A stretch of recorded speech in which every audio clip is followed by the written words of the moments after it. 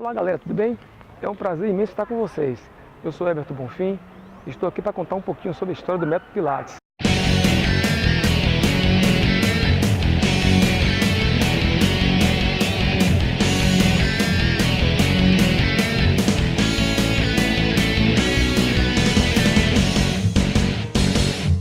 O método Pilates se iniciou no século XX como treinamento físico e mental. Foi criado e aperfeiçoado pelo alemão Joseph Pilates. Ele nasceu numa pequena vila na Alemanha e que era próxima a uma cidade chamada Düsseldorf. A sua infância foi marcada por algumas doenças, como asma, raquitismo e febre reumática. Ele começou a praticar, a conhecer outras modalidades, como boxe, como fisiculturismo, como yoga, alguns esportes, como ginástica, hipismo, natação. Isso tudo fez com que veio agregar os conhecimentos ainda mais, a melhorar. Você percebe que tem modalidades que são mais rigorosas, tem outras que são mais suaves. Isso tudo foi ótimo para melhorar e aperfeiçoar o seu método de Pilates. Durante a Primeira Guerra Mundial, em 1912, ele ganhava a vida na Inglaterra como lutador de boxe. Trabalhou também como artista circense também. Ele usava seu conhecimento do boxe para treinar alguns ingleses, treinava os detetives ingleses na época. Então, como ele tinha a sua nacionalidade alemã, ele ficou detido lá, porque ele era um inimigo estrangeiro. E todo inimigo estrangeiro naquela época, eles ficavam presos no campo de concentração. Um tempo depois, ele foi transferido para uma ilha, chamada Ilha de Man.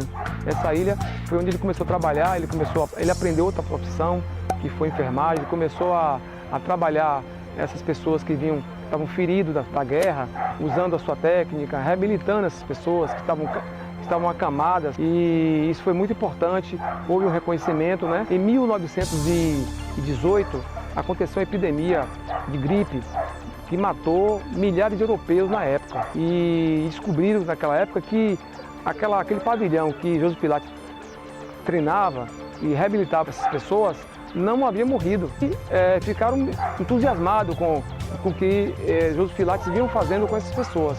Isso foi muito importante para o crescimento dele, para o reconhecimento da sua técnica. A partir de 1926, isso aí, né? Ele migrou para os Estados Unidos.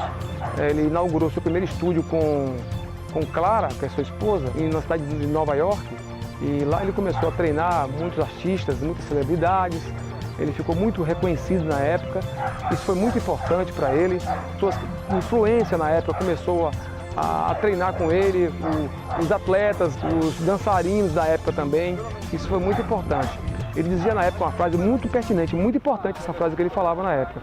Ele dizia o seguinte, que o jovem que tinha uma musculatura encurtada era considerado um velho. E o idoso que tinha uma boa flexibilidade, tinha força, era considerado uma pessoa jovem, né? Até hoje a gente percebe isso, que a gente vê que realmente com o trabalho do Pilates, você vê que as pessoas têm uma revigorada, né? Dá uma melhorada, você fica com um corpo mais flexível. E isso aí ajuda no seu dia a dia.